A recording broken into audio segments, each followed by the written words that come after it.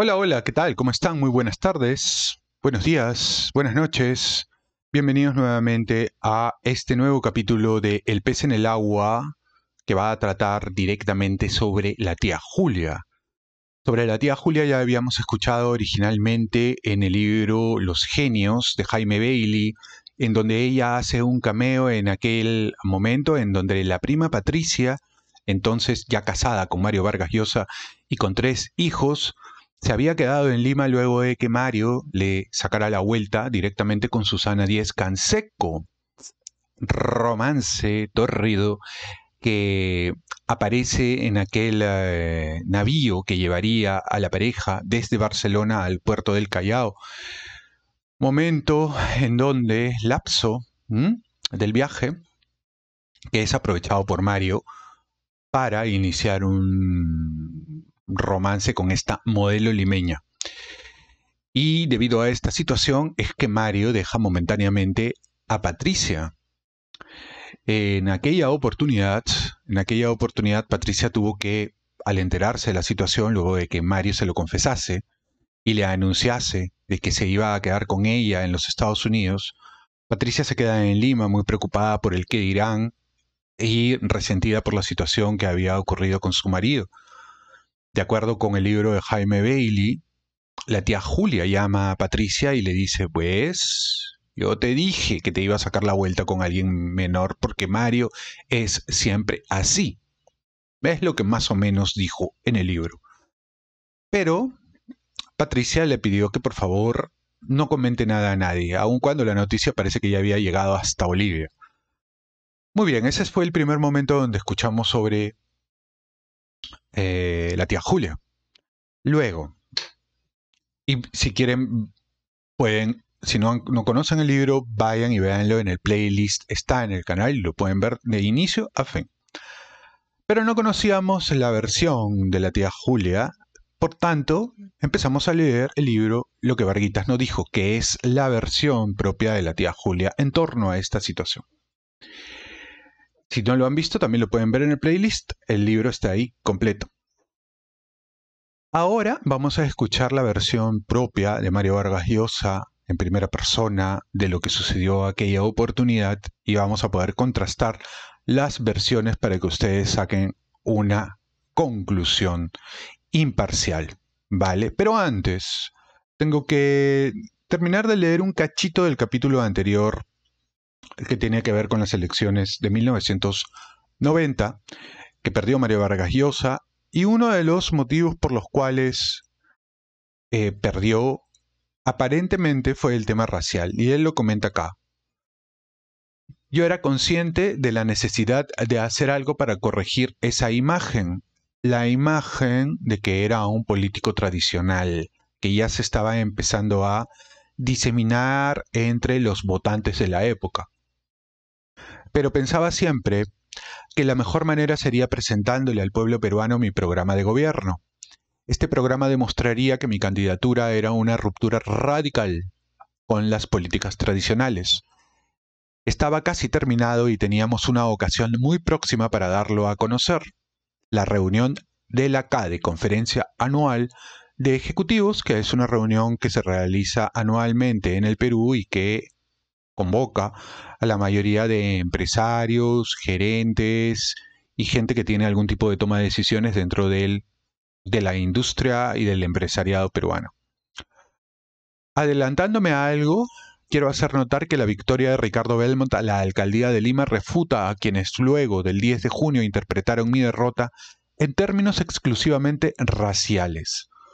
Si fuera verdad, como se ha dicho por múltiples comentaristas, incluso Mark Malloch Brown, que fue el odio al blanquito y una suerte de solidaridad racial lo que llevó a grandes sectores populares a votar por el chinito, pues percibían, tal como el ingeniero Fujimori se empeñó en insinuarlo en su campaña durante la segunda vuelta, que el amarillo estaba más cerca del indio, del cholo y del negro que del blanco, asociado tradicionalmente al privilegiado y explotador.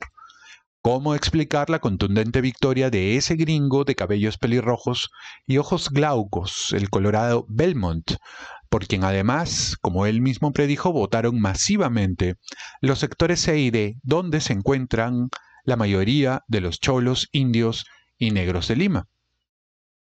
No niego que el factor racial, los oscuros resentimientos y complejos profundos asociados a este tema existen en el Perú, desde luego, y de él son víctimas y responsables todos los grupos étnicos del mosaico nacional. Interviniera en la campaña. Efectivamente ocurrió, pese a mis esfuerzos para evitarlo o, cuando ya estuvo allí, desterrarlo.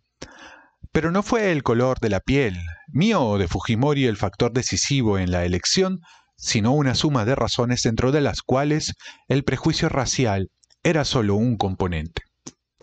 Bien, y aquí se hace referencia a Mario Vargas Llosa al tema este de la raza, que estuvo presente dentro de la campaña presidencial y que estaría luego presente en el resto de las campañas presidenciales en el Perú en lo sucesivo.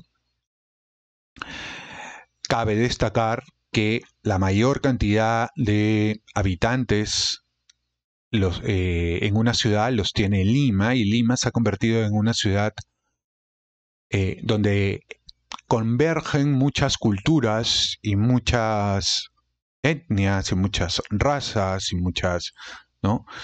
En ese sentido, esto era nuevo hacia finales de los 80, porque la gran migración, si bien es cierto, se inicia a partir de los años 50 a Lima, que Lima era totalmente distinta. También es cierto de que a partir de los años 70, con el gobierno militar de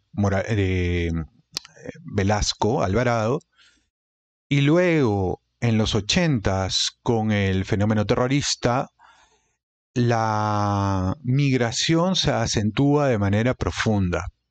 Y estas personas también van desarrollando una cultura propia en cada localidad.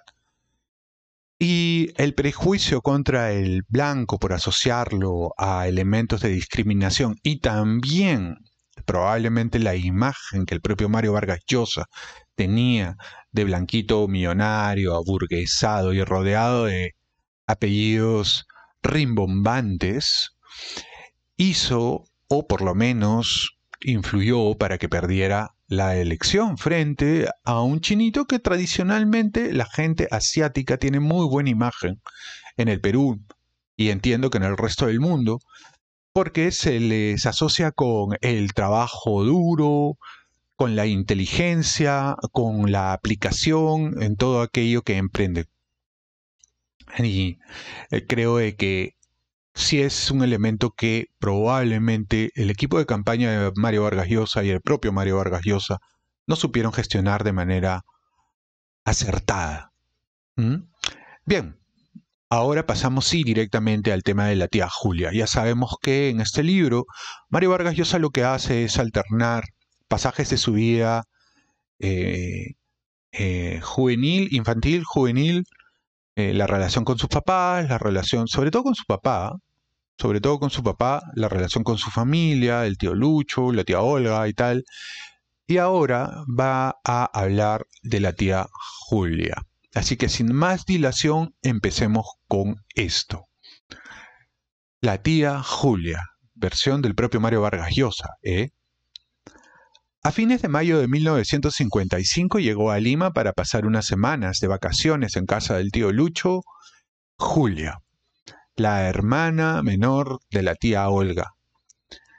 Se había divorciado no hacía mucho de su marido boliviano, con quien había vivido algunos años en una hacienda del altiplano, y luego de su separación en La Paz con una amiga cruceña. Yo había conocido a Julia en mi infancia cochabambina. Era amiga de mi mamá y venía con frecuencia a la casa de Ladislao Cabrera. Una vez me había prestado una romántica novela en 2 tomos, El árabe y el hijo del árabe, de F.M. Hall, que me encantó. Recordaba la figura alta y agraciada de esa amiga a la que mi madre y mis tíos llamaban la Rotita, porque aunque boliviana de residencia, había nacido en Chile, como la tía Olga, bailando muy animada en la fiesta de matrimonio del tío Jorge y la tía Gaby, baile que yo y mis primas Nancy y Gladys espiamos desde una escalera hasta altas horas de la noche. El tío Lucho y la tía Olga vivían en un departamento de la avenida Armendáriz en Miraflores, ya muy cerca de la quebrada, y desde las ventanas de la sala, en el segundo piso, se divisaba el seminario de los jesuitas. Iba yo allí a almorzar o a comer muy a menudo, y recuerdo haber caído por su casa un mediodía, a la salida de la universidad, cuando Julia acababa de llegar y estaba aún desempacando. Reconocí su voz ronca y su risa fuerte, su esbelta silueta de largas piernas. Hizo algunas bromas al saludarme. ¿Cómo? ¿Tú eres el hijito de Dorita, ese chiquito llorón de Cochabamba? Me preguntó qué hacía. Y se sorprendió cuando el tío Lucho le contó que además de estudiante de letras y derecho, escribía en los periódicos y hasta había ganado un premio literario. ¿Pero qué edad tienes ya? 19 años. Ella tenía 32, pero no los aparentaba, pues se la veía joven y guapa.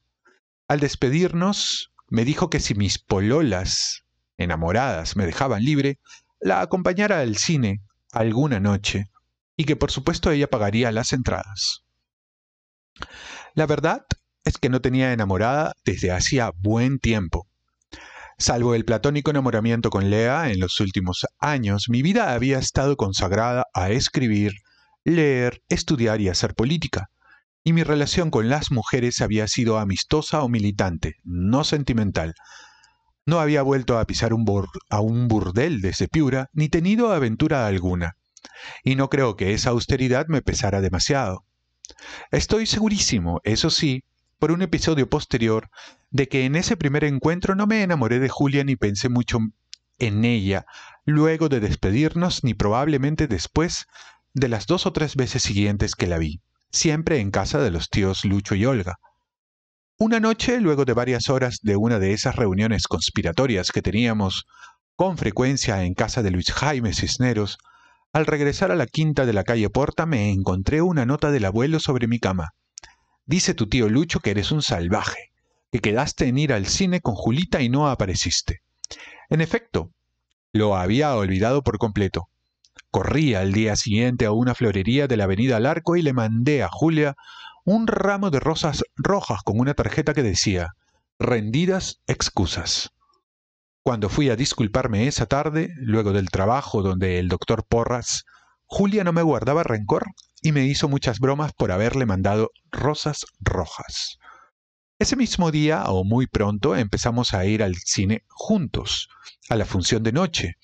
Íbamos casi siempre a pie, a menudo al cine Barranco, cruzando la quebrada de Armendáriz y el pequeño zoológico que existía entonces alrededor de la laguna, o al Leuro de Benavides, y a veces hasta el Colina, lo que significaba una caminata de cerca de 1 hora. Todas las veces teníamos discusiones porque yo no la dejaba pagar las entradas. Veíamos melodramas mexicanos, comedias americanas, de vaqueros y de gángsters. Conversábamos de muchas cosas y yo comencé a contarle que quería ser escritor y que apenas pudiera me iría a vivir a París. Ella ya no me trataba como a un chiquitín, pero no se le pasaba por la cabeza, sin duda, que pudiera llegar a ser alguna vez algo más que su acompañante al cine las noches que tenían libres. Porque a poco de llegar, alrededor de Julia comenzaron a zumbar los moscones. Entre ellos, el tío Jorge. Se había separado de la tía Gaby, quien se marchó a Bolivia con sus 2 hijos. El divorcio, que a mí me apenó mucho, fue la culminación de un periodo de disipación y escándalos de faldas del menor de mis tíos. Había ido prosperando mucho desde que al regresar al Perú comenzó como modesto empleado de la casa Vice. Cuando estaba de gerente de una compañía constructora, un día desapareció. Y a la mañana siguiente, en la página de sociales de El Comercio, salió su nombre entre los viajeros en primera clase del Reina del Mar que iban a Europa. Junto al suyo figuraba el nombre de una dama española con la que tenía amores públicos. Fue un gran escándalo en la familia y motivo de llanto para la abuelita Carmen. La tía Gaby partió a Bolivia y el tío Jorge permaneció algunos meses en Europa, viviendo como un rey y gastándose lo que no tenía. Al final, quedó varado en Madrid, sin dinero para el retorno. El tío Lucho tuvo que hacer milagros para regresarlo al Perú. Volvió sin trabajo, sin dinero y sin familia, pero con unos ímpetus y una habilidad que, sumados a su simpatía, le permitieron levantarse otra vez. En esas estaba cuando llegó Julia a Lima. Él era uno de los pretendientes que la invitaban a salir, pero la tía Olga, que en cuestiones de moral y buenas costumbres era inflexible, vetó al tío Jorge de entrada por casquivano y jaranista y sometió a su hermana a un régimen de vigilancia que a Julia la hacía reírse a carcajadas. He vuelto a tener chaperona y a pedir permiso para salir, me decía. Y también que la tía Olga respiraba tranquila cuando, en vez de aceptar las invitaciones de los moscardones, se iba al cine con Marito. Este pasaje de la historia también la comenta con mayor detalle la tía Julia en su libro La tía Julia y el escribidor. Como yo estaba siempre cayendo por su casa y el tío Julio y la tía Olga salían con frecuencia, me llevaban con ellos y las circunstancias me convertían en la pareja de Julita.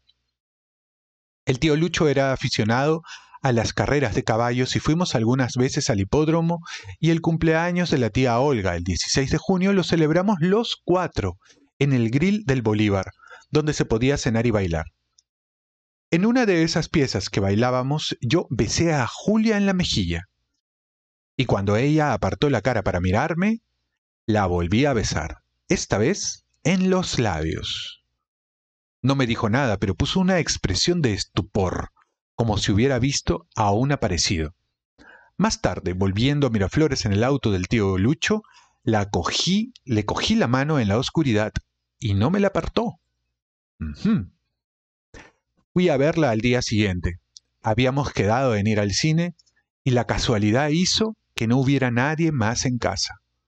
Me recibió entre risueña e intrigada, mirándome, como si yo no fuera yo, y no hubiera podido ocurrir que la besara. En la sala me hizo una broma. Ya no me atrevo a ofrecerte una Coca-Cola. ¿Quieres un whisky? Le dije que estaba enamorado de ella y que le permitía todo, salvo que me tratara una sola vez más como a un niñito. Ella me dijo que había hecho muchas locuras en la vida, pero que ésta no la iba a hacer. Y nada menos que con el sobrino de Lucho, con el hijo de Dorita. No era una corruptora de menores, pues. Entonces nos besamos y fuimos a la función de noche del Cine Barranco, a la última fila de la platea, donde seguimos besándonos de principio a fin de la película. Comenzó un emocionante periodo de citas clandestinas a distintas horas del día. Cafecitos del centro o en cines de barrio, donde hablábamos en susurros o permanecíamos largo rato en silencio, con las manos enlazadas y la permanente ansiedad de que apareciera de pronto a alguien de la familia. La clandestinidad y el tener que fingir delante del tío Lucho y la tía Olga, o los demás parientes, daban a nuestro amor un condimento de riesgo y de aventura que a un incorregible sentimental como a mí se lo hacía más intenso. A la primera persona que confié lo que ocurría fue al inseparable Javier, que había sido siempre mi confidente en asuntos amorosos y yo el suyo. Vivía permanentemente enamorado de mi prima Nancy, a la que abrumaba con invitaciones y regalos, y ella, tan bella como coqueta, jugaba con él, como el gato con el ratón. Amigo hasta la muerte, Javier se ingenió para facilitar mis amores con Julia, organizando salidas al cine y al teatro, en las que, además, nos acompañaba siempre Nancy.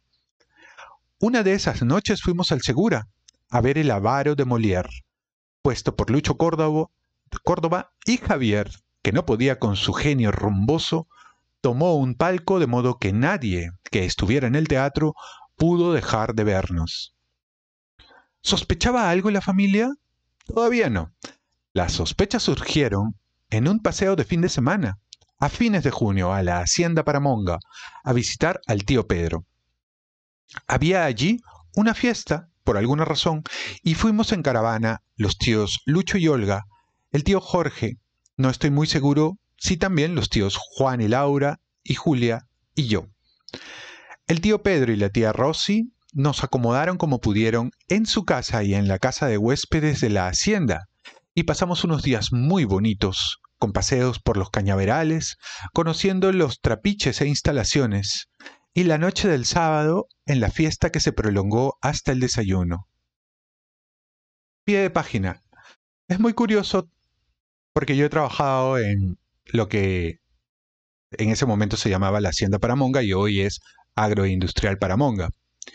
Y luego con los años, Mario Vargas Llosa también iría a Topitop, que es una fábrica de prendas de vestir en San Juan del Lurigancho, en la zona de Zárate, a donde Mario Vargas Llosa también fue, porque su hijo, me parece, escribió una crónica sobre el desarrollo de esa empresa y cómo es que los dueños de esa organización empezaron desde muy abajo limpiando autos en Lima, siendo ellos de provincia que tuvieron que emigrar escapando de la pobreza. Esto como un ejemplo del desarrollo particular a través del comercio, ¿no? Curiosidades. Allí, Julia y yo debimos descuidar la prudencia y cambiar miradas, cuchicheos o bailar de una manera que despertó recelos. El tío Jorge irrumpió de pronto en una pequeña sala donde Julia y yo nos habíamos sentado a conversar, y al vernos allí levantó su copa y exclamó: ¡Vivan los novios! Los tres nos reímos, pero una corriente eléctrica atravesó el lugar. Yo me sentí incómodo y me pareció que el tío Jorge se había puesto también incomodísimo.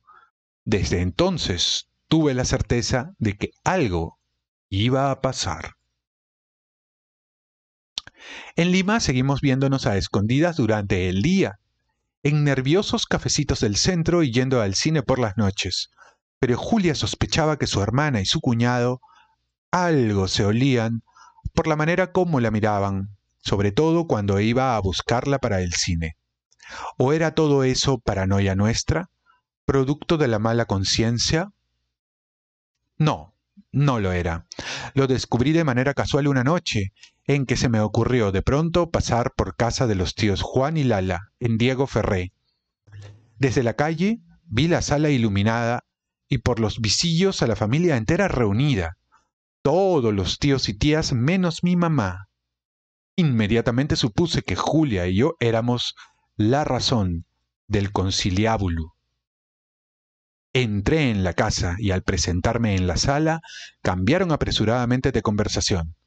Más tarde, la prima Nancy, muy asustada, me confirmó que sus papás se la habían comido a preguntas para que les dijera si Marito y Julita se estaban enamorando.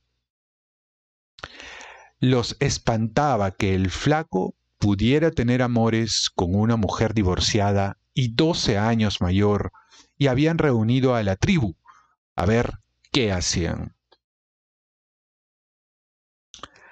Anticipé en el acto lo que ocurriría. La tía Olga despacharía a su hermana a Bolivia e informarían a mis padres para que me recordaran que era aún menor de edad. La mayoría se alcanzaba entonces a los 21 años. Esa misma noche fui a buscar a Julia con el pretexto del cine y le pedí que se casara conmigo. Nos habíamos quedado paseando por los malecones de Miraflores entre la quebrada de Armendáriz y el Parque Salazar. A esa hora siempre desiertos. Al fondo del acantilado roncaba el mar y nosotros caminábamos muy despacio en la noche húmeda, tomados de las manos, deteniéndonos a cada rato para besarnos.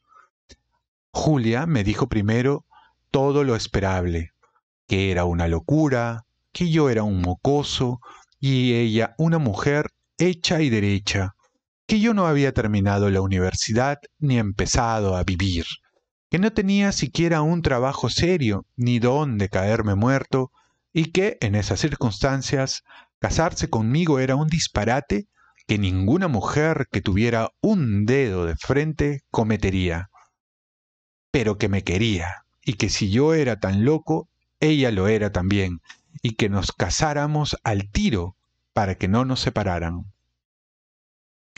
Yo supongo, pequeño pie de página, que esa zona de Miraflores en aquellos años, en donde todavía no habían los edificios que ahora la recorren, era bastante tranquila, pero también al mismo tiempo esa zona no está tan lejos de Porta. Es decir, entre la quebrada de Armendáriz y la calle Porta, y bueno, luego la calle Ferré, tampoco es que haya tanta distancia. Un poco osada la pareja, ¿no? Porque cualquiera se va un poquito más por Barranco, o un poquito más al sur a Chorrillos, donde nadie los puede ver, pero estaban allí a tiro de piedra. Cualquiera que por esas zonas andara los podría haber localizado. Pero bueno, continuemos con la historia. Quedamos en vernos lo menos posible mientras yo preparaba la fuga. Me puse manos a la obra desde la mañana siguiente sin dudar un instante de aquello que iba a hacer y sin ponerme tampoco a reflexionar en lo que haríamos una vez que tuviéramos el certificado de matrimonio en la mano. Fui a despertar a Javier, que vivía ahora a pocas cuadras de mi casa en una pensión en la esquina de Porta y 28 de julio. Le comuniqué las nuevas y él, luego de la pregunta de rigor, ¿no era eso un disparate monumental?, me preguntó en qué podía ayudarme. Había que conseguir un alcalde en un pueblo no muy alejado de Lima que aceptara casarnos pese a no tener yo la mayoría de edad. ¿Dónde? ¿Quién? Me acordé entonces de mi compañero de universidad y de militancia democristiana, Guillermo Carrillo Marchant. Era de Chincha y pasaba todos los fines de semana allá con su familia.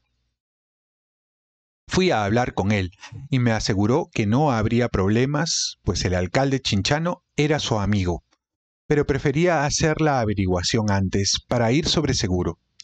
A los pocos días viajó a Chincha y volvió muy optimista. Nos casaría el propio alcalde, a quien la idea de esa fuga le encantaba. Guillermo me trajo la lista de papeles que se requerían: certificados, fotos, solicitudes en papel sellado. Como la partida de nacimiento me la guardaba mi mamá y era muy imprudente pedírsela, recurrí a mi amiga Rosita Corpancho de San Marcos, quien me permitió sacar la partida de mi expediente universitario para fotocopiarla y legalizarla. Julia andaba con sus documentos en la cartera.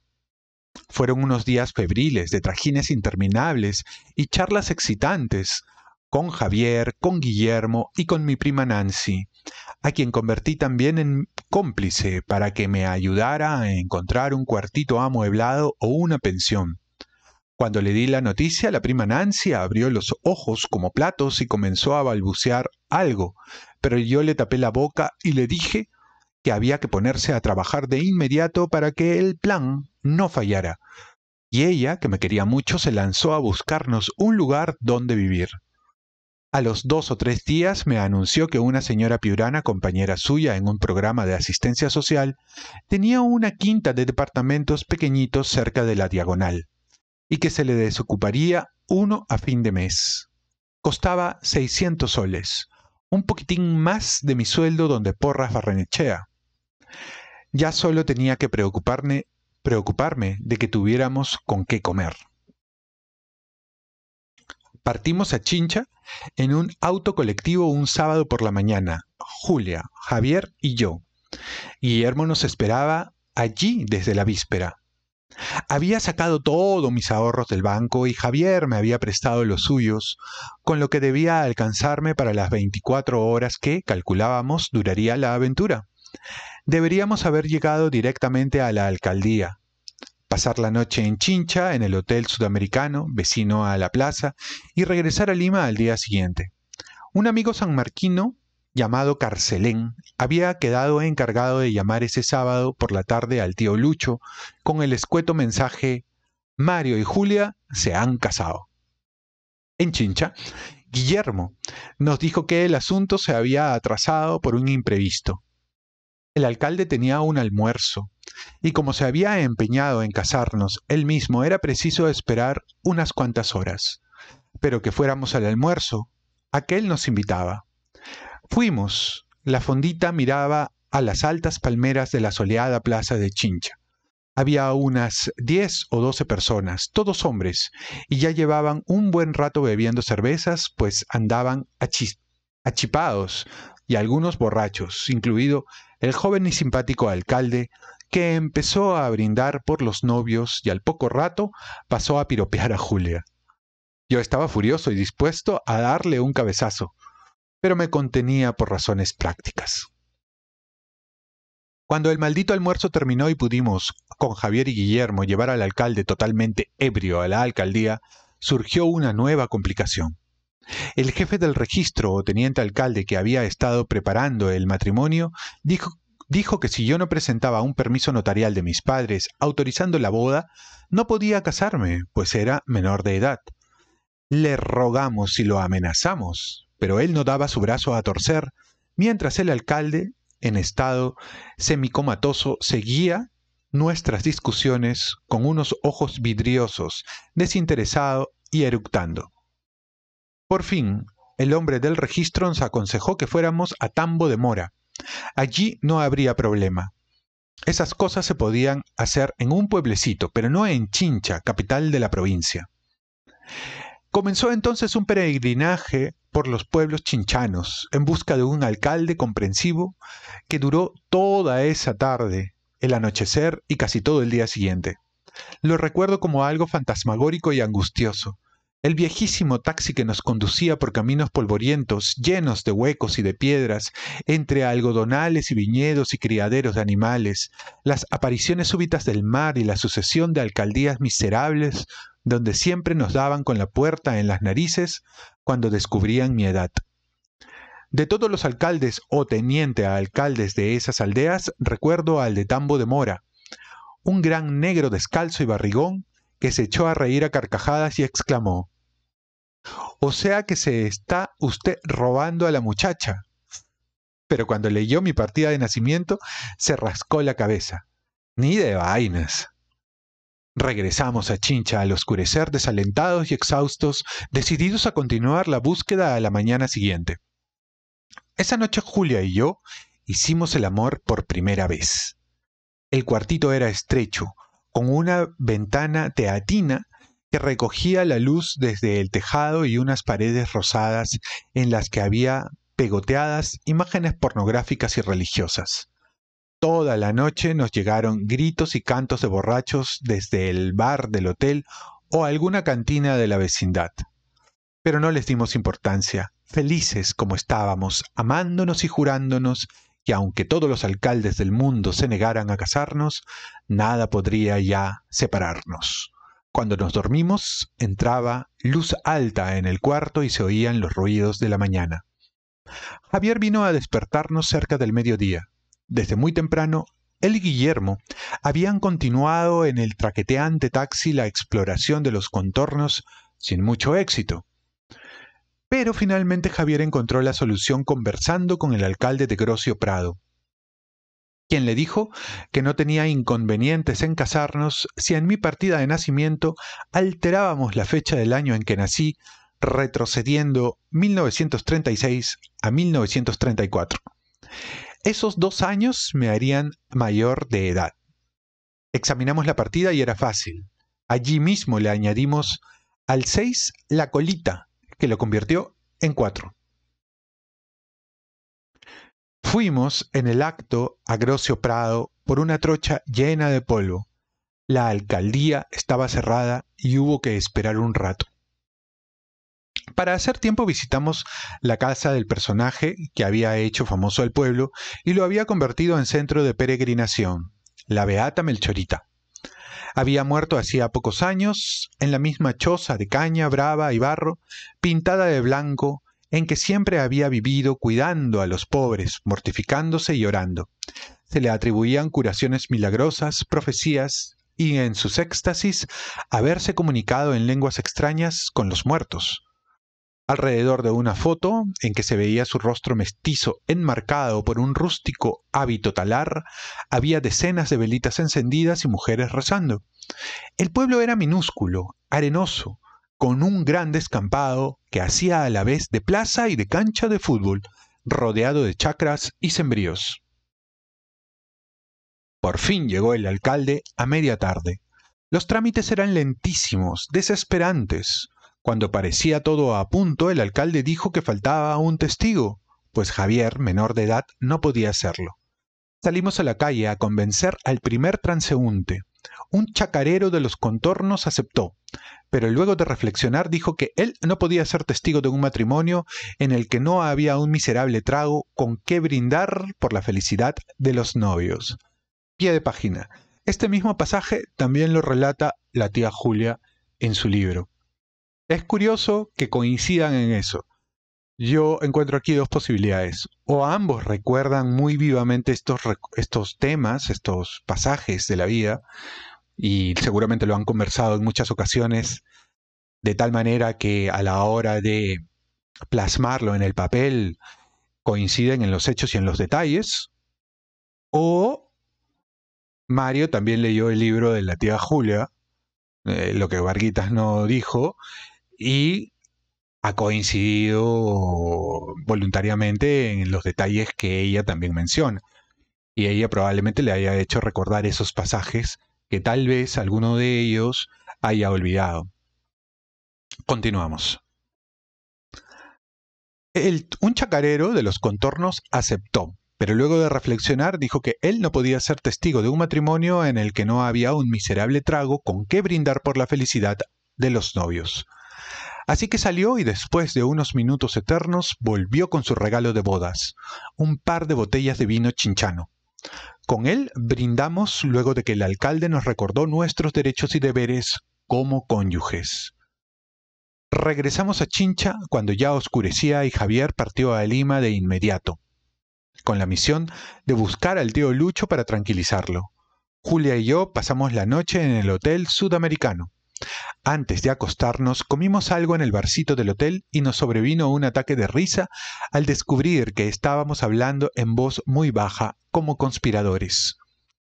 A la mañana siguiente me despertó el empleado para anunciarme una llamada de Lima. Era Javier, muy alarmado. En el viaje de regreso su colectivo se había salido de la pista para evitar un choque. Su conversación con el tío Lucho había sido buena, dentro de lo que cabía. Pero se había llevado el susto de su vida poco después cuando súbitamente se presentó mi padre en su pensión y le puso un revólver en el pecho exigiéndole que delatara mi paradero. Andaba hecho un loco, me dijo. Nos levantamos y fuimos a la plaza de Chincha a tomar el colectivo a Lima. Pasamos las 2 horas de viaje de la mano, mirándonos a los ojos, asustados y felices. Fuimos directamente a casa del tío Lucho en Armendáriz. Él nos recibió en lo alto de la escalera. Besó a Julia y le dijo señalando el dormitorio: «Anda a enfrentarte con tu hermana». Estaba apenado, pero no me riñó ni me dijo que había hecho una locura.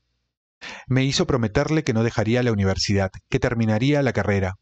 Le juré que así lo haría y también que el matrimonio con Julia no me impediría llegar a ser un escritor. Fui de allí al departamento de la calle Porta. Los abuelitos y la mamaé fueron un modelo de discreción, pero el encuentro con mi madre, que estaba allí, resultó dramático, con llantos y gritos de su parte.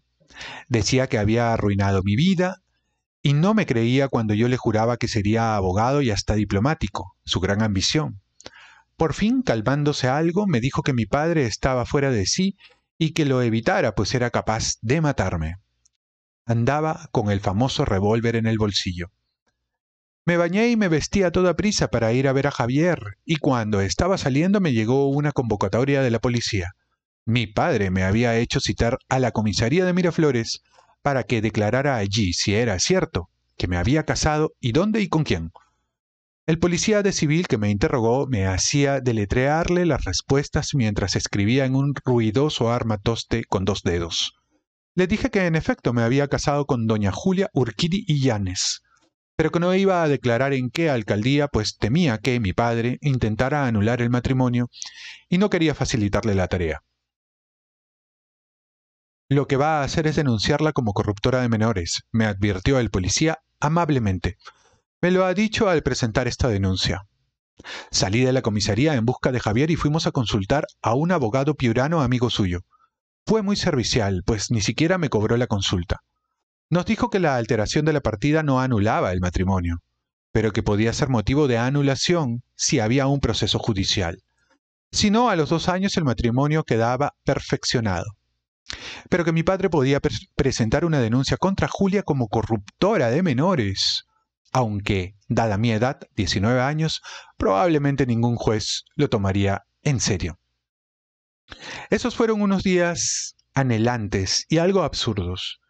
Yo seguía durmiendo donde los abuelos y Julia donde la tía Olga, y veía a mi flamante mujer solo por horas, cuando iba a visitarla como antes del matrimonio. La tía Olga me trataba con el cariño de siempre, pero tenía la cara hecha una noche. Con mi madre, mi padre me mandaba mensajes conminatorios. Julia debía de salir del país o atenerse a las consecuencias. Al segundo o tercer día recibí una carta suya. Era feroz y delirante. Me daba un plazo de pocos días para que Julia partiera por propia iniciativa.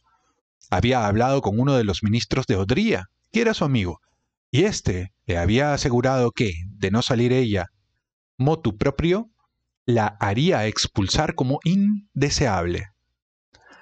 A medida que avanzaba, la carta se iba exasperando. Terminaba diciéndome entre palabrotas que si no le obedecía me mataría como a un perro rabioso. Luego de su firma, a manera de postdata, añadía que podía ir a la policía a pedir socorro, pero que eso no le impediría pegarme 5 tiros. Y volvía a afirmar en prueba de su determinación. Discutimos con Julia qué hacer. Yo tenía proyectos irrealizables, como marcharnos del país. ¿Con qué pasaporte? ¿Con qué dinero? O a alguna provincia donde la larga mano de mi padre no llegara. ¿Para vivir de qué? ¿Con qué trabajo? Al final, ella propuso la solución más práctica. Partiría donde su abuelita y unos tíos maternos, a Chile. Apenas mi padre se apaciguara, volvería. Mientras yo podría conseguir otros ingresos y encontrar una pensión o departamento. El tío Lucho argumentó en favor de esta estrategia. Era la única sensata dadas las circunstancias.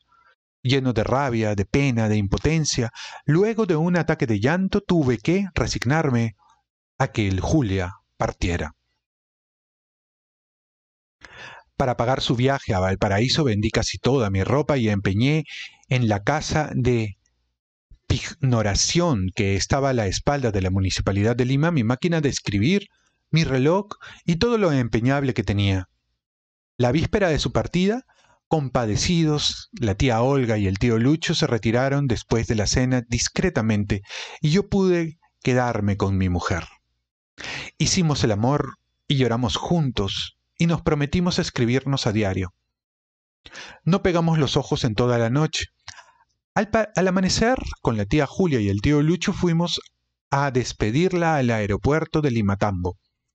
Era una de esas típicas mañanas del invierno limeño, con la garúa invisible humedeciendo todas las cosas y esa neblina que impresionó tanto a Melville, que a fantasma las fachadas de las casas, los árboles y el perfil de la gente.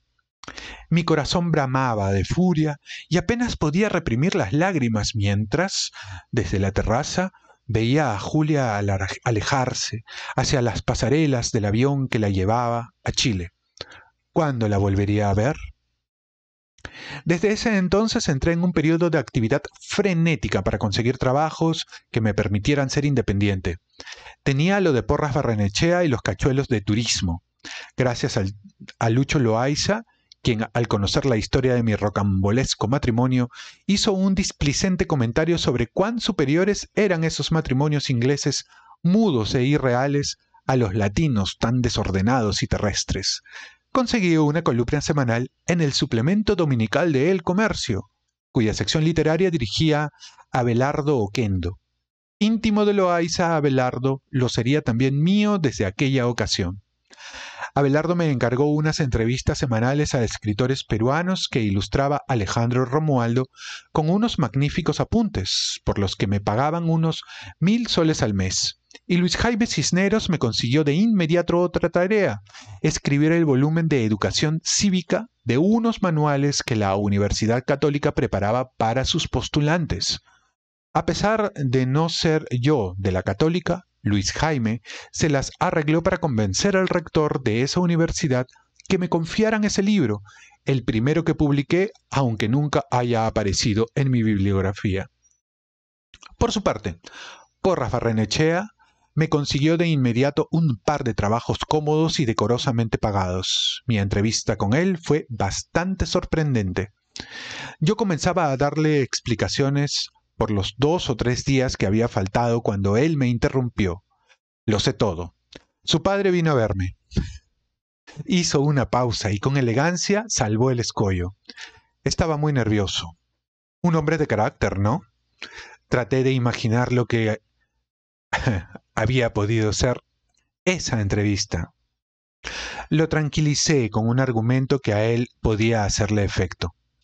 Añadió Porras, con esa chispa de malicia que le brotaba en los ojos cuando decía maldades: después de todo, casarse es un acto de hombría, señor Vargas.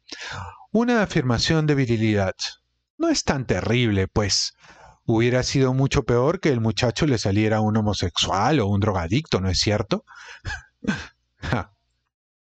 Me aseguró que, al partir de la calle Colina, mi padre parecía más calmado. ¿Mm? Claro, el papá de Mario, pie de página, el papá de Mario pensaba que Mario se iba a volver homosexual y eso lo atormentaba. Y muy inteligente, Porras Barrenechea, un tipo culto, un tipo estudiado, un tipo leído, un tipo de la élite más elevada de la intelectualidad peruana del último siglo, vamos a decir así, supo manejarlo al tío Vargas. ¿Mm? Es cuestión de inteligencia. Continuamos. Usted hizo bien en no venir a contarme lo que planeaba, me dijo Porras, porque hubiera tratado de sacarle ese disparate de la cabeza. Pero ya está hecho. Habrá que conseguirle algunos ingresos más decentes. Lo hizo en el acto, con la misma generosidad con que volcaba sobre sus alumnos su sabiduría.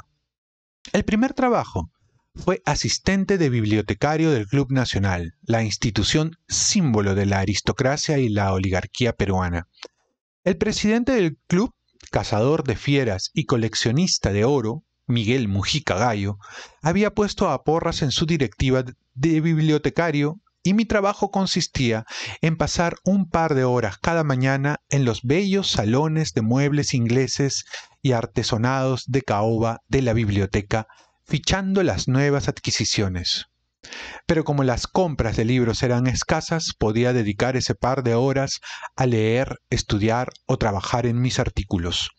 Lo cierto es que entre 1955 y 1958 leí mucho en ese par de horitas mañaneras en la soledad elegante del Club Nacional. La biblioteca del club era bastante buena. Lo había sido más bien, pues en un momento su presupuesto se secó y tenía una espléndida colección de libros y revistas eróticos, buena parte de la cual leí o por lo menos hojeé. Recuerdo sobre todo los tomos de la serie Les Maîtres de l'Amour, los maestros del amor, supongo, dirigida por Apollinaire, y a menudo prologados por él, gracias a los cuales conocí a Sade, al Aretino, a Andrea de Nerciat, a John Cleland y entre muchos otros al pintoresco y monotemático Restif de la Bretonne, fantasista que laboriosamente reconstruyó el mundo de su tiempo en sus novelas y autobiografía a partir de su obsesión fetichista con el pie femenino. Esas lecturas fueron muy importantes y, durante un buen tiempo, creí que el erotismo era sinónimo de rebelión y de libertad en lo social y en lo artístico y una fuente maravillosa de creatividad. Así parecía haberlo sido, por lo menos en el siglo XVIII, en las obras y actitudes de los libertines, palabra que, como le gustaba recordar a Roger Vaillant, no quiere decir voluptuoso, sino hombre que desafía a Dios. Pero no tardé mucho, es decir, algunos años, en comprender que, con la permisividad moderna en la sociedad abierta e industrial de nuestros días, el erotismo cambiaba de signo y contenido y pasaba a ser un producto manufacturado y comercial, conformista, convencional a más no poder y casi siempre de una atroz indigencia artística. Pero el descubrimiento de la literatura erótica de calidad que hice en los inesperados anaqueles del Club Nacional ha tenido una influencia en mi obra y dejado un sedimento en lo que he escrito.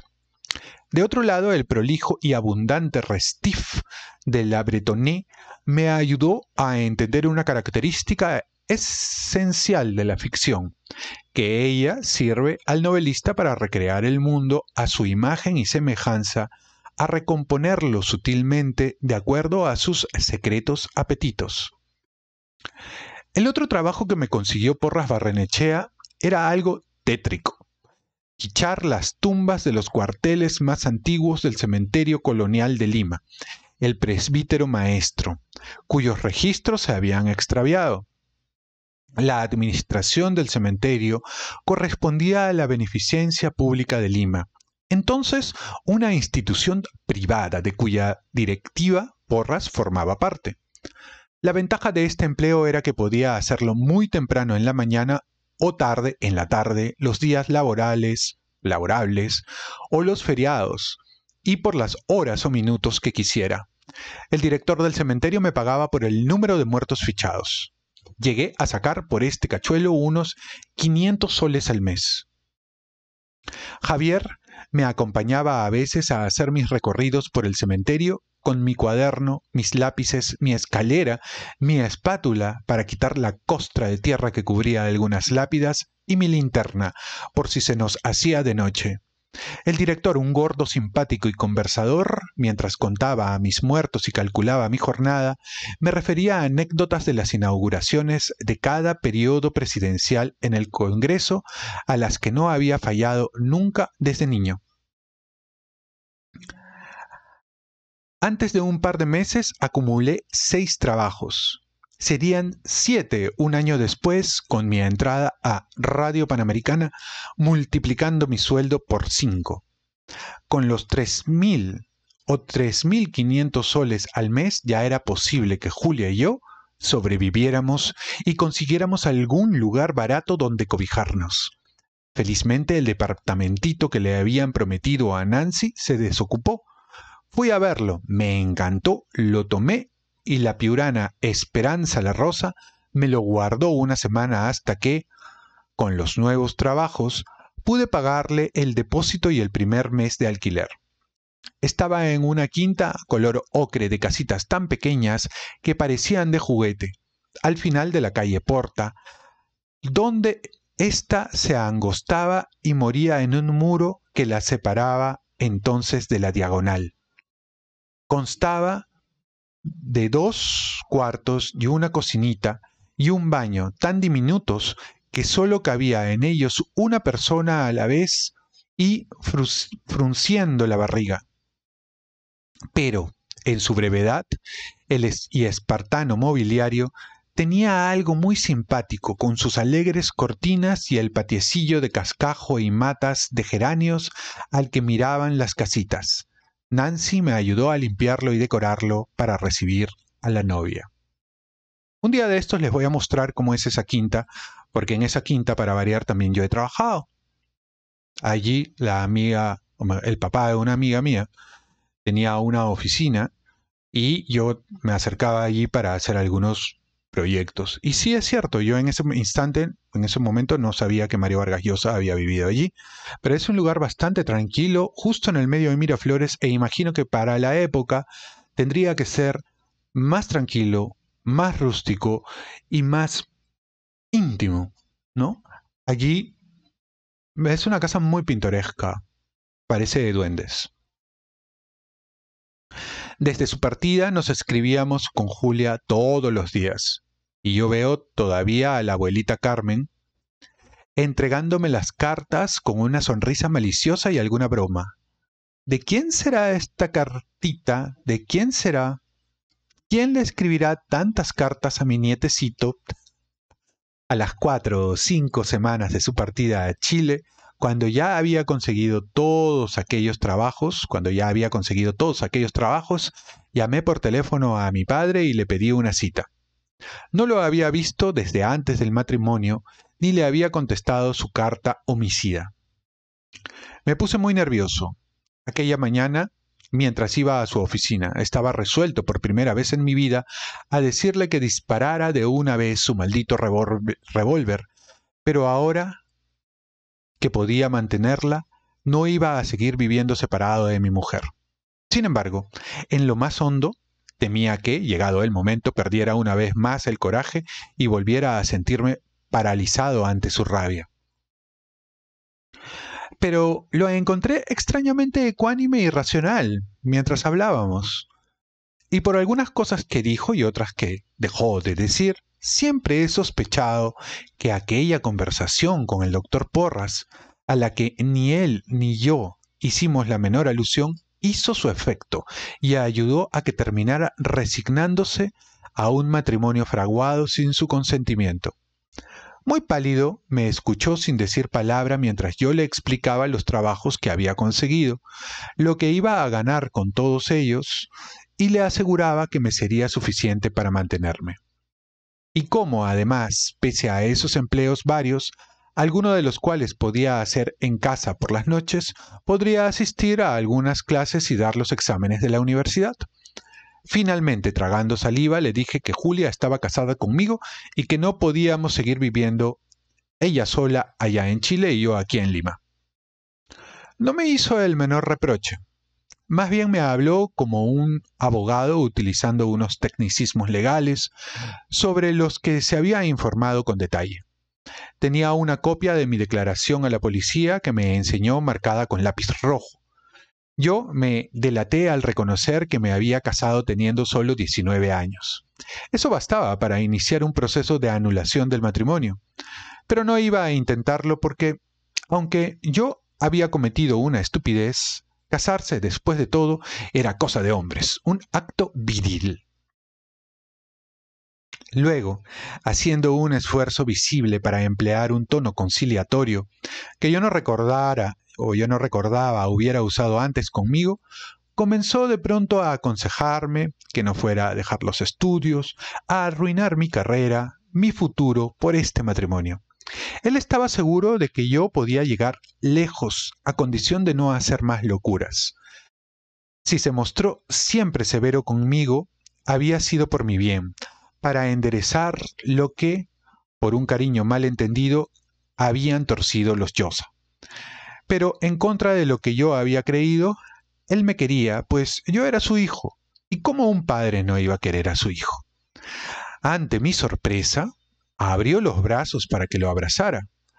Así lo hice, sin besarlo, desconcertado por el desenlace de la entrevista y agradeciéndole sus palabras de la manera que pudiera parecerle lo menos hipócrita posible. Esa entrevista de fines de julio o comienzos de agosto de 1955 marcó mi definitiva emancipación de mi padre. Aunque su sombra me acompañará sin duda hasta la tumba, y aunque hasta ahora, a veces, de pronto, el recuerdo de alguna escena, de alguna imagen, de los años que estuve bajo su autoridad, me causan un súbito vacío en el estómago.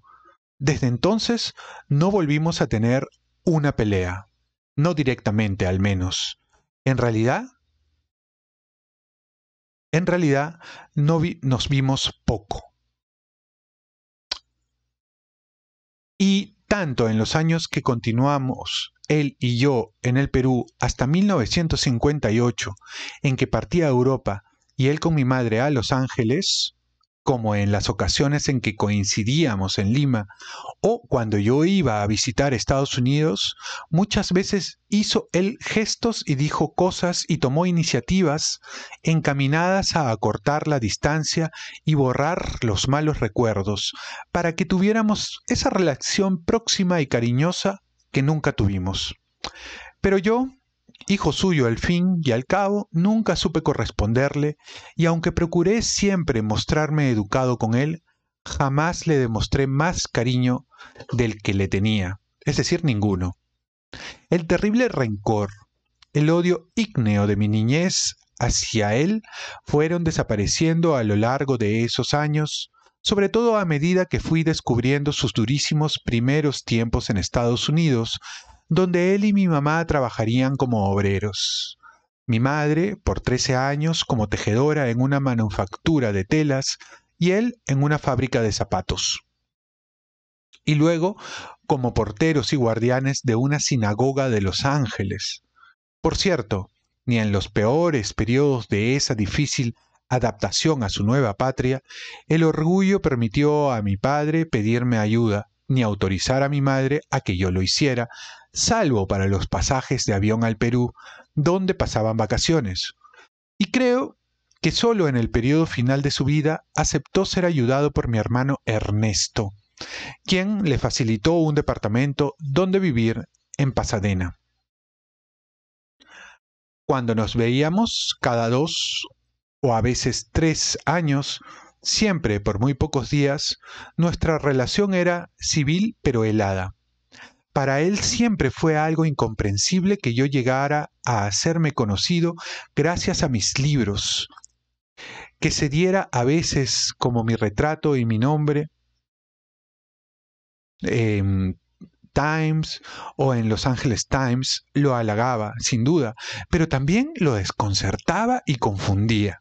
Y por eso nunca hablamos de mis novelas hasta nuestra última disputa, la que nos incomunicó del todo hasta su muerte, en enero de 1979. Fue una disputa que tuvimos sin vernos y sin cambiar palabra, a miles de kilómetros, con motivo de La tía Julia y el escribidor, novela en la que hay episodios autobiográficos en los que aparece el padre del narrador, actuando de manera parecida a como él lo hizo cuando me casé con Julia.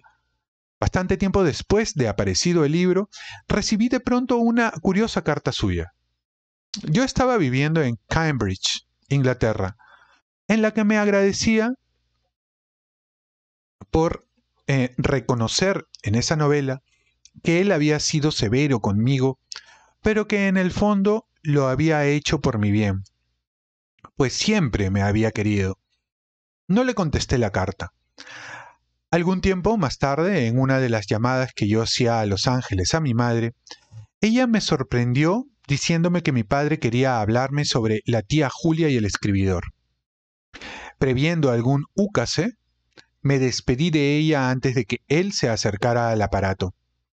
Días después recibí otra carta suya, esta violenta, acusándome de resentido y de calumniarlo en un libro, sin darle ocasión de defenderse, reprochándome no ser un creyente y profetizándome un castigo divino. Me advertía que esta carta la haría circular entre mis conocidos, y en efecto, en los meses y años siguientes, supe que había enviado decenas y acaso centenares de copias de ella a parientes, amigos y conocidos míos en el Perú. No lo volví a ver. En enero de 1979 vino con mi madre de Los Ángeles a pasar unas semanas de verano en Lima. Una tarde, mi prima Yanina, hija del tío Pedro, me llamó para anunciarme que mi padre, que estaba almorzando en su casa, había perdido el conocimiento. Llamamos una ambulancia y lo llevamos a la clínica americana, donde llegó sin vida.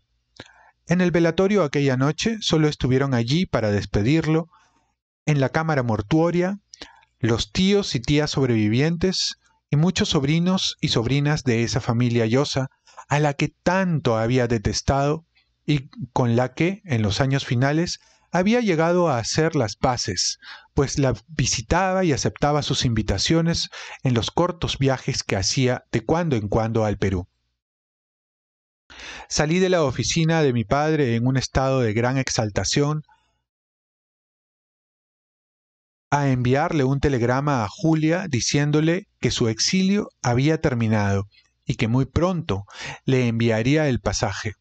Luego corrí donde el tío Lucho y la tía Olga a darles la buena nueva. Aunque ahora andaba muy ocupado con todos los trabajos que me había echado encima, cada vez que tenía un hueco libre corría a la casa de la avenida Armendáriz a almorzar o a comer, porque con ellos podía hablar de mi mujer desterrada, el único tema que me interesaba. La tía Olga había terminado también por hacerse a la idea de que el matrimonio de su hermana era irreversible, y se alegró de que mi padre hubiera consentido el regreso de Julia. De inmediato comencé a idear fórmulas para comprarle el pasaje de avión. Estaba viendo cómo sacarlo a plazos o conseguir un préstamo del banco cuando me llegó un telegrama de Julia anunciándome su llegada para el día siguiente. Se me había adelantado vendiendo las joyas que tenía. Fuimos a recibirla al aeropuerto con el tío Lucho y la tía Olga.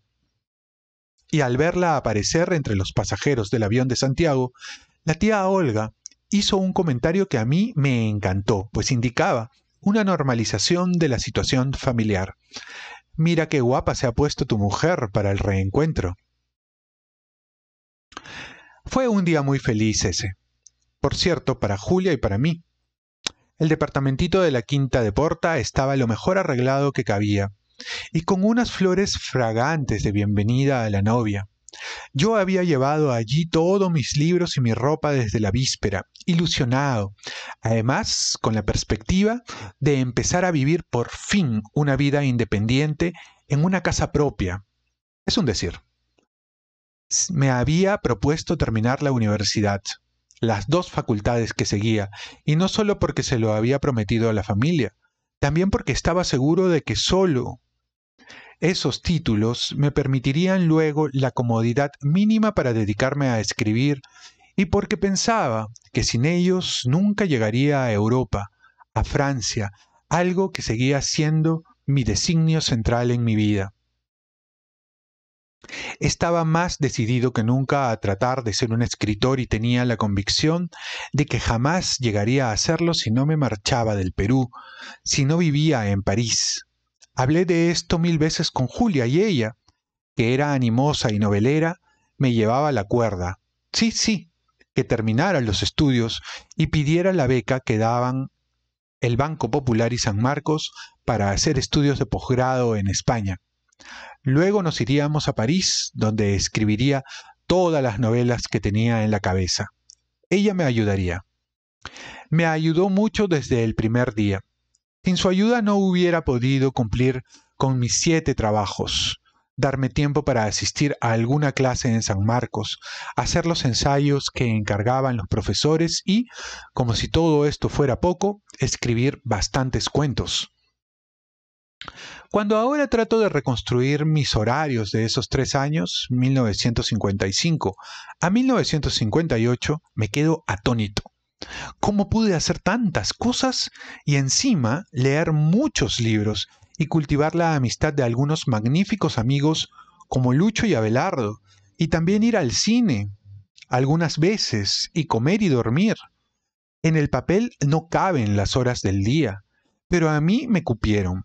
Y a pesar del tremendo trajín y las estrecheces económicas, fueron unos años emocionantes, de ilusiones que se renovaban y enriquecían, y en los que, por cierto, no me arrepentí de mi precipitado matrimonio. Creo que Julia tampoco. Nos queríamos, gozábamos el uno con el otro y aunque teníamos las inevitables peleas que conlleva la vida doméstica, en esos 3 años en Lima, antes del viaje a Europa, nuestra relación fue fértil y recíprocamente estimulante. Una fuente de disputas eran mis celos retrospectivos, el absurdo, angustioso furor que sentí al descubrir que Julia había tenido una vida sentimental y sobre todo que luego de su divorcio y hasta la víspera de su venida a Lima, había vivido un apasionado romance con un cantante argentino que llegó a La Paz e hizo estragos entre las paceñas. Por una razón misteriosa, ahora el asunto me hace reír, pero entonces me hizo sufrir mucho y por ello hice sufrir también a Julia. Esos amores de mi mujer con el cantante argentino, que ella ingenuamente me comentó a poco de casarnos, me desvelaban y me hacían sentir que, aunque pasados, eran una amenaza, un peligro para nuestro matrimonio, pues me robaban una parte de la vida de Julia, la que estaría siempre fuera de mi alcance y que por ello nunca podríamos ser totalmente felices. Yo le exigía que me contara con lujos de detalles esa aventura y teníamos por eso, a veces, violentas disputas que solían concluir en tiernas reconciliaciones. Pero además nos divertíamos. Cuando uno casi nunca tiene tiempo ni dinero para las diversiones, estas, por escasas y modestas que sean, adquieren una maravillosa consistencia, producen un placer que desconocen quienes pueden disfrutarlas a capricho. Recuerdo la excitación infantil que nos producía algunos fines de mes ir a almorzar a un restaurante alemán de la calle La Esperanza, el Gambrinus, donde preparaban un suculento Wiener Schnitzel, para el que nos preparábamos regocijados con días de anticipación. O algunas noches ir a comer una pizza con una jarrita de vino a la pizzería que acababa de abrir en la Diagonal una pareja de suizos y que, del modesto garaje donde comenzó, se convertiría, con los años, en uno de los más conocidos restaurantes de Miraflores, que dicho sea de paso, todavía existe. A donde íbamos por lo menos una vez por semana era al cine. A los dos nos encantaba. A diferencia de lo que me ocurre con los libros, que cuando son malos, además de aburrirme, me irritan, pues me hacen sentir que pierdo el tiempo, las malas películas las soporto muy bien y mientras no sean pretenciosas, me divierten. Así que íbamos a ver lo que fuera, sobre todo los gemebundos melodramas mexicanos con María Félix, Arturo de Córdoba, Agustín Lara, Emilio Tuero, Mirta Aguirre, etc., por los que Julia y yo teníamos una retorcida predilección. Julia era una excelente mecanógrafa, de modo que yo le entregaba la lista de muertos del presbítero maestro, garabateados en mis cuadernos, y ella los volvía fichas relucientes. Me pasaba también los reportajes y artículos para El Comercio, Turismo y la revista Cultura Peruana, en la que comencé a escribir. Al poco tiempo, una columna mensual dedicada a los pensadores políticos peruanos más importantes de los siglos XIX y XX, con el título de Hombres, Libros e Ideas. Preparar esa columna a lo largo de 2 años y pico fue muy entretenido, pues gracias a la biblioteca de Porras Barrenechea y la del Club Nacional, pude leer a casi todos, de Sánchez Cardón y Vigil hasta José Carlos Mariátegui y Ribagüero, pasando por González Prada, cuyas virulentas diatribas anárquicas contra instituciones y líderes políticos de todo pelaje en una exquisita prosa de brillos parnasianos, me hizo, por cierto, una estupenda impresión. Las entrevistas semanales que Abelardo me encargó para el suplemento dominical de El Comercio fueron muy instructivas sobre la situación de la literatura peruana, aunque a menudo decepcionantes. El primer entrevistado fue José María Arguedas. Todavía no había publicado Los Ríos Profundos, pero ya había, en torno al autor de Jaguar Fiesta y Diamantes y Pedernales, editado no hacía mucho por Mejía Vaca, un cierto culto como un narrador de fino lirismo e íntimo conocedor del mundo indio. Me sorprendió lo tímido y modesto que era, lo mucho que desconocía de la literatura moderna y sus temores y vacilaciones. Me hizo mostrarle la entrevista una vez redactada, en la que corrigió varias cosas y luego envió una carta a Abelardo pidiendo que no se publicara, pues no quería hacer sufrir a nadie con ella, por alusiones al hermanastro que lo había atormentado en su infancia. La carta llegó cuando la entrevista estaba impresa. Arguedas no se molestó por ello y me envió luego una notita cariñosa agradeciéndome lo bien que hablaba de su persona y de su obra. Creo haber entrevistado para esa columna a todos los peruanos vivos que habían publicado alguna vez una novela en el Perú. Desde el anciano Enrique López Albújar, reliquia viviente, que en su casita de San Miguel confundía nombres, fechas y títulos y llamaba muchachos a quienes ya tenían 70 años, hasta el novísimo Eleodoro Vargas Vicuña, quien solía interrumpir las conferencias dando un grito que era su divisa: ¡Viva la vida, carajo! Y que, después de las bellas prosas de Nautn, misteriosamente se desvaneció, por lo menos del mundo de la literatura, pasando por cierto por el simpático piurano Francisco Vegas Seminario o Arturo Hernández, el autor de Sangama, y decenas de polígrafos y polígrafas, autores de novelas, criollistas, indigenistas, cholistas, costumbristas, negristas, que siempre me caían de las manos y parecían viejísimas, no antiguas, sino viejísimas, por la manera como estaban escritas y sobre todo construidas.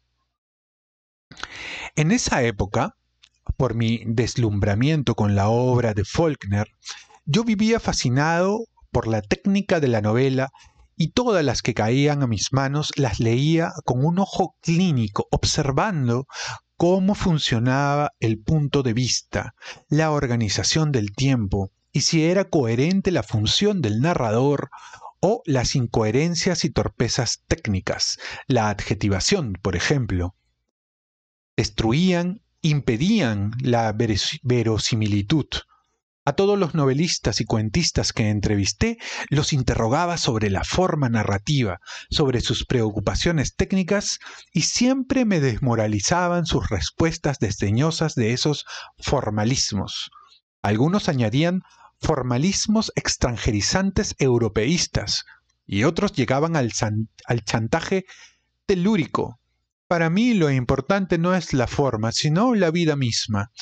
Yo nutro mi literatura de las esencias peruanas. Desde esa época odio la palabra telúrica, blandida por muchos escritores y críticos de la época como máxima virtud literaria y obligación de todo escritor peruano. Ser telúrico quería decir escribir una literatura con raíces en las entrañas de la tierra, en el paisaje natural y costumbrista y preferentemente andino, y denunciar el gamonalismo y feudalismo de la sierra, la selva o la costa, con truculentas anécdotas de mistis blancos que estupraban campesinas, autoridades borrachas que robaban y curas fanáticos y corrompidos que predicaban la resignación a los indios. Quienes escribían y promovían esta literatura telúrica no se daban cuenta de que ella, en contra de sus intenciones, era lo más conformista y convencional del mundo, la repetición de una serie de tópicos hecha de manera mecánica, en la que el lenguaje folclórico, relamido y caricatural, y la dejadez con que estaban construidas las historias, desnaturalizaba totalmente el testimonio histórico crítico con que pretendían justificarse.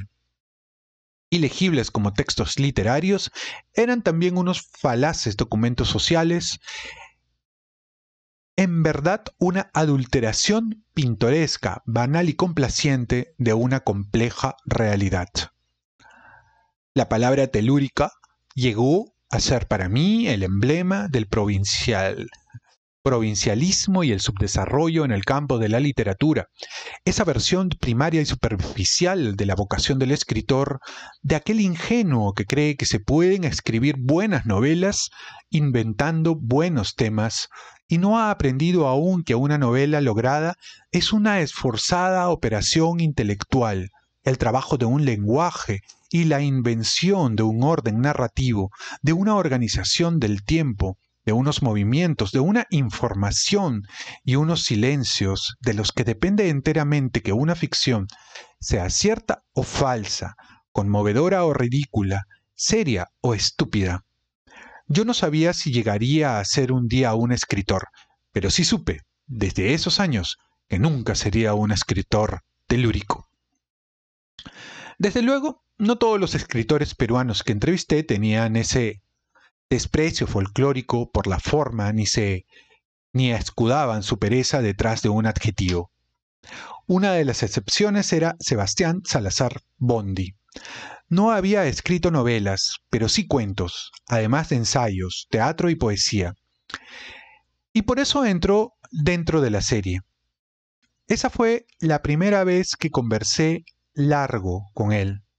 Fui a buscarlo en su oficinita del diario La Prensa y bajamos a tomarnos un café en el Crim Rica del Jirón de la Unión. Era flaco, alto y afilado como un cuchillo, enormemente simpático e inteligente, y él sí que estaba al tanto de la literatura moderna, sobre la que hablaba con una desenvoltura y una agudeza que me llenaron de respeto.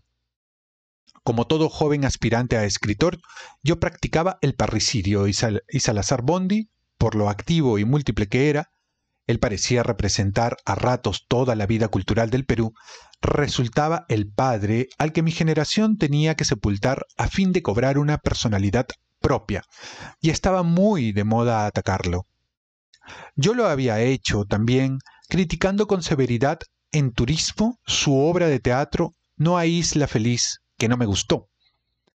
Aunque solo mucho después llegaríamos a hacernos íntimos amigos, recuerdo siempre esa entrevista por la buena impresión que me causó. Hablar con él era un saludable contraste con otros entrevistados.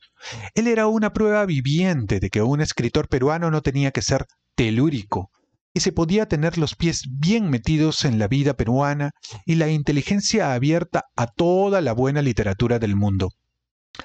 Pero de todos mis entrevistados, el más pintoresco y original fue de lejos Enrique Congrains Martín, quien estaba en ese momento en la cresta de la popularidad. Era un muchacho unos años mayor que yo, rubio y deportivo, pero serísimo, y creo que hasta impermeable al humor. Tenía una mirada fija, un poco inquietante, y todo él transpiraba energía y acción. Había llegado a la literatura por razones puramente prácticas, aunque parezca mentira.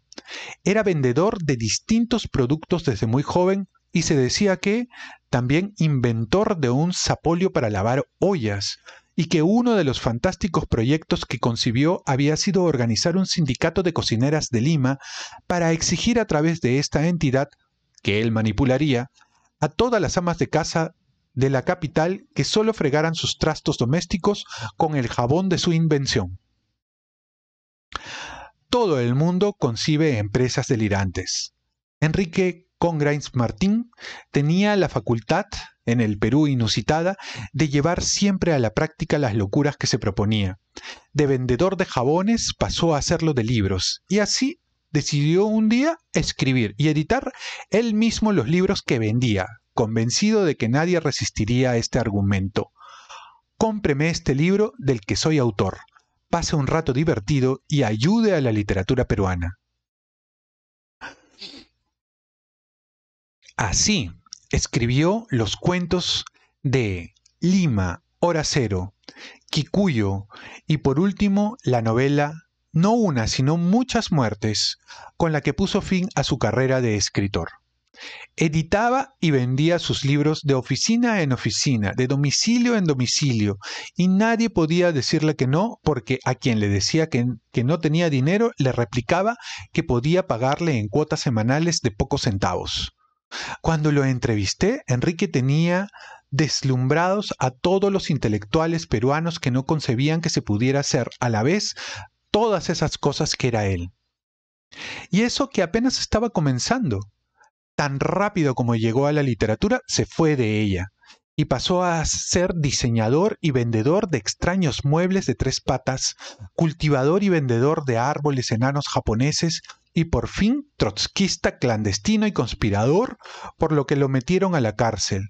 Salió y tuvo mellizos. Un día desapareció y no supe de él por mucho tiempo. Años más tarde descubrí que vivía en Venezuela, donde era el próspero propietario de una escuela de lectura veloz que ponía en práctica un método inventado, claro está, por él mismo. Un genio. Al par de meses de su regreso de Chile, Julia quedó encinta. La noticia me produjo un indecible espanto, pues estaba convencido entonces, también en esto se traslucía la influencia de Sartre, de que mi vocación podía congeniar con un matrimonio, pero que irremediablemente se iría a pique si había de por medio hijos a quienes alimentar, vestir y educar. Adiós sueños de irse a Francia, adiós proyectos de escribir larguísimas novelas. ¿Cómo dedicarme a una actividad no alimenticia con la seriedad que hace falta y trabajar en cosas rentables para mantener a una familia? Pero la ilusión de Julia era tan grande que debí disimular mi angustia e incluso simular, por la perspectiva de ser papá, un entusiasmo que no sentía. Julia no había tenido hijos en su matrimonio anterior y los médicos le habían dicho que no podía tenerlos, lo que era una gran frustración en su vida. Este embarazo fue una sorpresa que la llenó de felicidad. La doctora alemana que la veía le señaló un régimen estrictísimo para los primeros meses del embarazo en los que no debía casi moverse. Así lo hizo, con mucha disciplina, pero luego de varios amagos perdió al bebé. Era muy a los comienzos y se recuperó pronto de la decepción.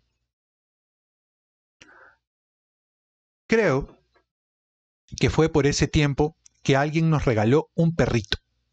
Era chusco y simpatiquísimo, aunque algo neurótico, y le pusimos Batuque. Pequeño y movedizo. Me recibía dando saltos y solía echarse en mis rodillas mientras yo leía. Pero lo sobrecogían rabias intempestivas y se lanzaba a veces contra una de nuestras vecinas de la Quinta de Porta, la poetisa y escritora María Teresa Liona, que vivía sola y cuyas pantorrillas, no sé por qué, atraían y enfurecían a Batuque. Ella lo tomaba con elegancia, pero nosotros pasábamos muchas vergüenzas. Un día al mediodía, al regresar a la casa, encontré a Julia bañada en llanto. La perrera se había llevado al Batuque. Los del camión se lo habían arrancado poco menos que de sus brazos. Salí volando a buscarlo al galpón de la perrera, que estaba en el puente o por el puente del ejército. Pude llegar a tiempo y rescatar al pobre Batuque, que apenas lo sacaron de la jaula y lo cargué, me llenó de pis y caca y se quedó temblando en mis brazos. El espectáculo de la perrera me dejó tan espantado como a él. 2 ambos empleados del lugar mataban a palazos, ahí mismo, a vista de los perros enjaulados, a los animales que no habían sido reclamados por sus dueños luego de unos días. Medio descompuesto con lo que había visto, fui con el Batuque a sentarme en el primer cafetucho que encontré. Se llamaba La Catedral. Y allí se me vino a la cabeza la idea de empezar con una escena así esa novela que escribiría algún día, inspirada en Esparza Sañartu y en esa dictadura de Odría que en 1956 daba las últimas boqueadas. Muy bien, hemos terminado este capítulo y voy a hacer un pequeño comentario sobre el mismo. Bueno, varias cositas. Encuentro con curiosidad que Mario Vargas Llosa ha relatado muchos pasajes que también ha relatado la tía Julia, en su obra Lo que Varguitas no dijo. Han coincidido. Entiendo que El pez en el agua es bastante posterior a la novela Lo que Varguitas no dijo de Julia Urquí, Por tanto, yo sospecho que hay dos posibilidades. O estos elementos, estos momentos, estas situaciones, estas escenas han sido tan importantes para ambos que las recuerdan y han sido lo suficientemente conmovedoras para que coincidan en colocarlos en sus respectivos textos.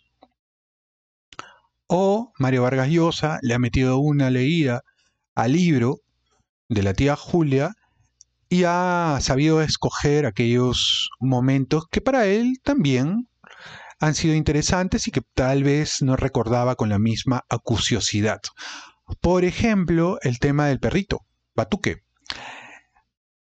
Julio Urquí lo relata también en su libro y comenta la situación, que aparentemente no tendría mucho que ver con la historia central de la novela, pero ella lo menciona.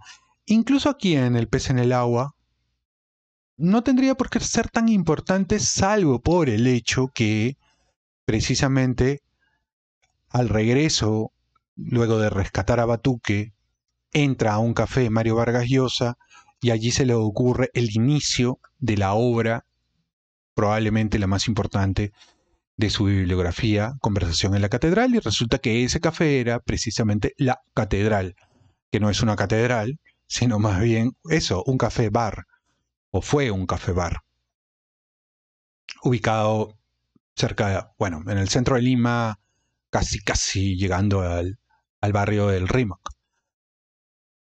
Eso por un lado. Otra cosa que me llama la atención es que no ha redundado mucho en la tía Julia. La tía Julia ha comentado más elementos que Mario en este caso no ha comentado, situaciones de celos, más situaciones de celos de las que el propio Mario comenta. Por tanto, entendemos que es bastante celoso. Sí es cierto que ha reconocido su trabajo y su apoyo con él cuando él tenía que dividirse para desarrollar bastantes trabajos al mismo tiempo. Eso es algo que ella también recuerda.